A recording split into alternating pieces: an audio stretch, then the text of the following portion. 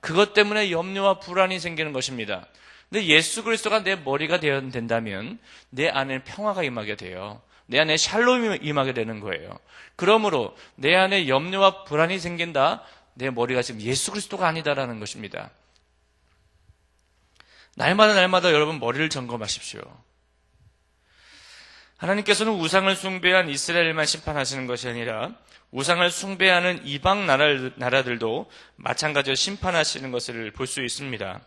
애굽이라는 나라는 고대 근동에 패권을 쥐고 문 나라들로 하여금 친송을 받은 만큼 강대국이었습니다. 그들은 자기들의 강인함과 그들의 신들을 숭배하고 18절에 나오듯이 교만한 권세를 누리며 살았던 나라였어요. 애굽은 자신들의 교만과 죄악들이 바벨탑처럼 높아지기만 하였습니다. 그러나 하나님께서는 그것을 그냥 내버려 두시지 않았다라는 거예요. 오늘 본문 10절에서 바벨론의 느부갓네살 왕의 손으로 애굽의 무리들을 끊으리니 라고 말씀하신 것처럼 바벨론 왕을 통해서 높아지기만 하는 이 애굽의 교만함이라는 그 바벨탑을 무너뜨리신다라는 거예요. 그것도 일부분이 아니라 6절에 보시면 믹돌에서부터 수에네까지, 즉 애굽의 최북단에서부터 최남단까지 애굽의 전 지역을 멸망시키시겠다라는 겁니다. 그래서 칼을 빼어 애굽을 쳐서 죽임당한 자로 애굽 땅에 가득하게 하시겠다라는 것입니다. 그리고 애굽 땅에서 왕이 다시 나지 못하게 하고라는 말씀처럼 애굽의 왕조를 끝내버리겠다는 거예요. 무엇 때문에? 그들의 교만한 우상 숭배 때문에. 신앙생활을 하면서 보게 되면은 저러면 안 되는데, 저렇게 교만하면 안 되는데, 왜냐하면은 꺾이거든요. 하나님이 이렇게 심판하시거든요. 딱 보면 나와요. 교만한 행동과 교만한 표정과 그게 목회자일지라도 교만하면 분명히 꺾으십니다. 하나님은 교만한 걸 그대로 내버려 두시지 않아요. 여러분은 무엇 때문에 교만하십니까? 무엇 때문에? 하나님 그걸 꺾으신다는 거예요. 하나님 앞에 그거를 내려놓으시기 바랍니다. 겸손하시길 바랍니다. 하나님의 사랑으로 충만하시길 바라요. 너는 나 외에는 다른 신들을 내게 두지 말라. 이 말씀은 하나님께서 이스라엘 백성에게 주신 말씀인데, 이것은 너희들은 이방 나라들처럼 다른 신들을 섬기며 살아서는 안 된다라는 거예요. 하나님이 내가 너희를 지명하여 불렀기에 거룩한 민족이어야 하고 하나님의 제사장 나라로 살아가야만 하는 민족이다라는 것입니다. 그렇기에 하나님 나 외에는 다른 신들을 섬겨서는 안 된다라는 거예요. 이스라엘 백성들은 다른 신을 섬기는 애굽의 나라에서 종살이를 했던 민족이었습니다. 모세를 통하여 애굽에서 나오기 전에 애굽에서 10가지 재앙을 통하여 우상을 숭배하는 나라가 하나님의 말씀을 어기는 나라가 어떠한 심판을 받는지에 대해서 이스라엘 백성들은 경험하게 되었습니다. 또한 이 광야 시기를 보내며 이스라엘 백성을 위협하는 이방 민족들이 하나님께서 어떻게 심판하셨는지에 대해서도 그들은 알고 있었을 것입니다. 그럼에도 불구하고 이스라엘 백성들은 우상을 섬김으로 인해 바벨론 포로로 잡혀오게 된 거예요. 그러면서 에스겔을 통하여 이스라엘 너희들이 애굽에서 나올 그때에는 10가지 재앙만 애굽을 심판하였지만 지금은 애굽 전체를 심판하실 것이다 라고 말씀하고 있습니다. 이것은 아직도 회개하지 않고 우상을 섬긴다면 이스라엘 너희들도 애굽처럼 될 것이다 라는 예표다라는 거예요. 하나님께서는 우리에게도 이와 같은 예표를 하실 때가 있습니다. 사람마다 상황은 다 다르겠지만 우리는 그것을 느껴요. 이건 지금 하나님 내가 계속 죄를 짓기라도 한다면 나를 심판하시겠구나. 이런 걸 다 개인마다 다 느낍니다. 여러분 예언이 무엇인지 아십니까? 미리 내다본다. 우린 그렇게 알고 있어요. 근데 오늘 이 에스겔에서 예언서에서 성경에서 말하는 예언은 무엇이냐면 현재의 죄의 상태를 고발하는 거예요. 그게 예언이에요. 현재의 죄의 상태를 고발하면서 너가 지금 계속해서 이렇게 죄를 짓는다면 넌 나중에 심판받게 될 거야. 이게 예언이에요. 이게 성경에서 말하고 있는 예언이에요. 너가 지금처럼 계속 그렇게 죄를 짓고 산다면 넌 앞으로 이렇게 될 거야. 그러니까 빨리 회개해. 이게 예언서의 목적입니다. 혹시 내 마음 가운데에 그런 부분 있지 않습니까? 오늘 이 말씀을 통해서 빨리 회개하세요. 빨리 회개하세요. 그렇지 않으면 하나님께서 우리를 심판하실지도 몰라요. 13절에서 17절에서는 애굽에서 우상을 숭배했던 8개의 지역인 높, 바드로스, 소안, 노, 신, 아웬, 비베셋, 드암느에스를 말하면서 이 우상을 섬기는 도시를 심판하시겠다고 말씀합니다.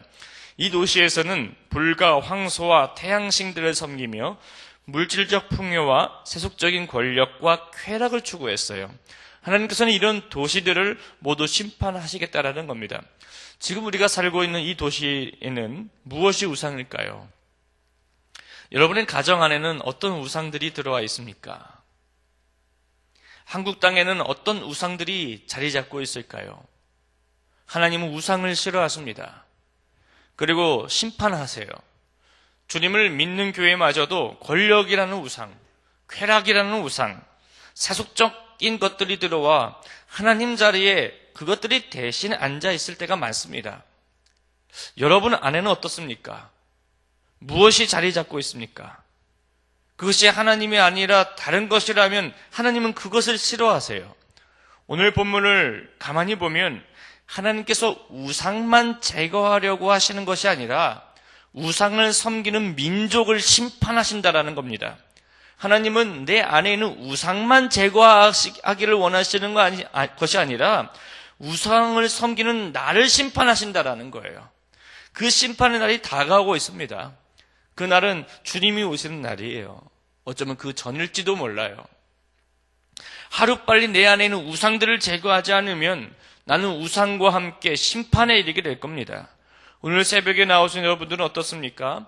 여러분 안에 하나님보다 더 사랑하는 우상들이 있지는 않습니까? 오늘 이 시간 하나님 앞에 그 모든 것들을 다 내려놓으시기를 바랍니다. 철저히 깨부시기를 바라요. 새벽마다 나오시는 여러분들은 그나마 말씀을 듣고 회개하고 살아가니 다행이지만 공예배를 나오지 않고 주일에 예배만 왔다가 가는 성도들은 어떻겠습니까? 하물며 교회에 나오지 않는 사람들은 어떻겠습니까? 얼마나 많은 우상들을 섬기며 살겠습니까? 예수 믿지 않는 사람들은 100% 우상 숭배인 거예요. 그것이 나를 이끌고 가는 거예요. 하나님보다 다른 것을 사랑하고 있지 않습니까?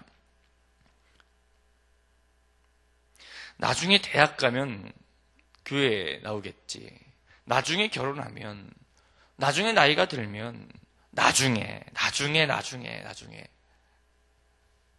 그때 가서는 후회할 일만 남게 될 거예요. 여러분, 기도만 하지 마십시오. 기도 부탁만 하지 마세요. 그들의 불평과 그들의 분노가 두려워서 침묵만 하지 마세요. 그러다가 영혼을 놓칠 수가 있습니다. 교회에 와서 위로만 받으려고 하지 마세요. 기독교는 위로의 종교가 아니에요. 기독교는 구원의 종교지. 영혼을 구원하는 종교예요. 위로는 어느 정도 받았으면 복음을 전하십시오. 오늘 이 시간 그들을 위해 기도하십시오.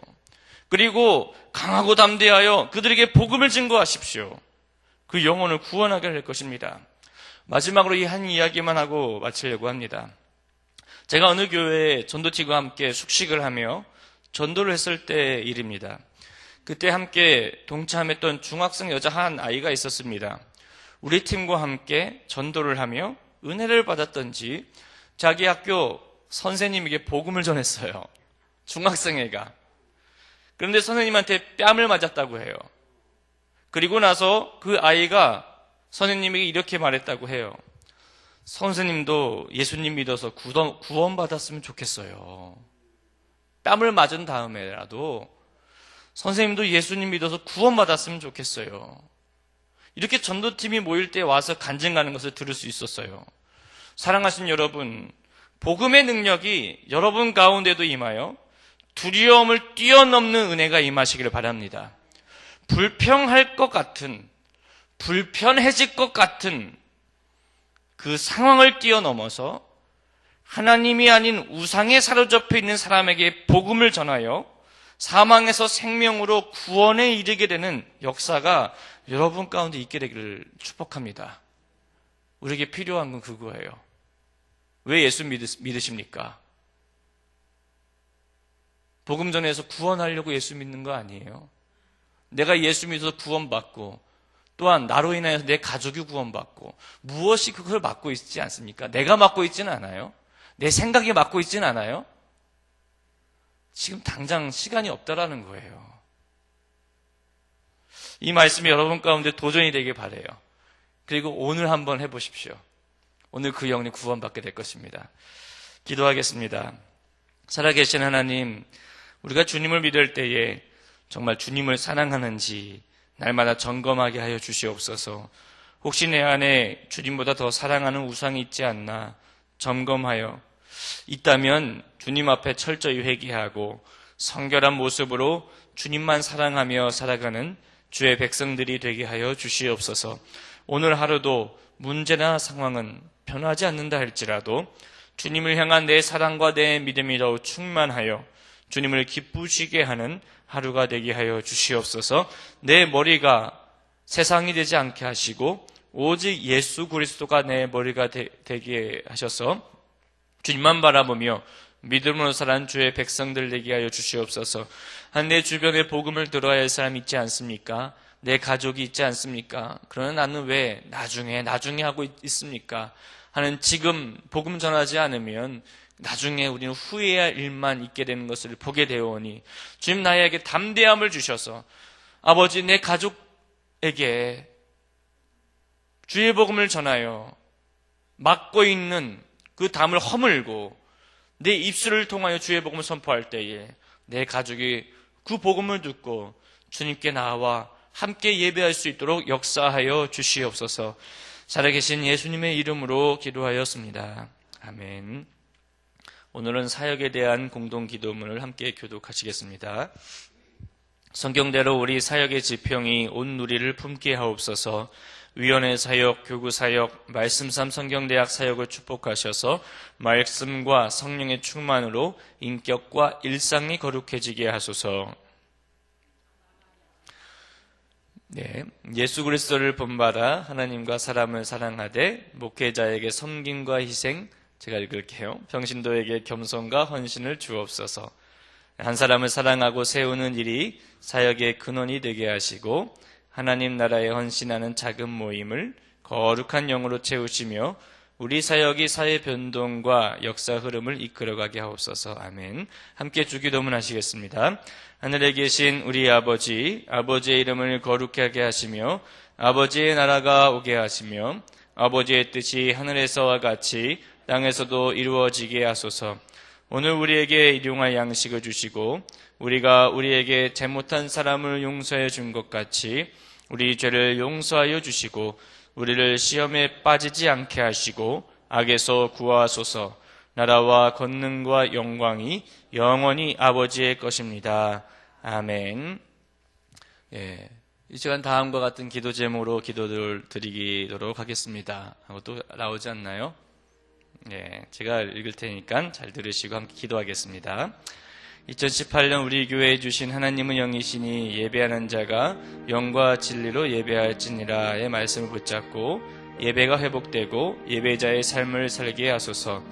전도 폭파 훈련을 통해 복음으로 무장된 훈련자들이 세워지게 하시고 현장 가운데 예수를 믿는 영혼들이 많아지게 하소서. 오늘 있을 목회자 인문학 독서 모임을 통해 귀한 깨달음과 은혜가 임하게 하소서. 각 교구의 대신방을 축복하시어 각 가정의 은혜와 치유의 은총이 임하게 하소서.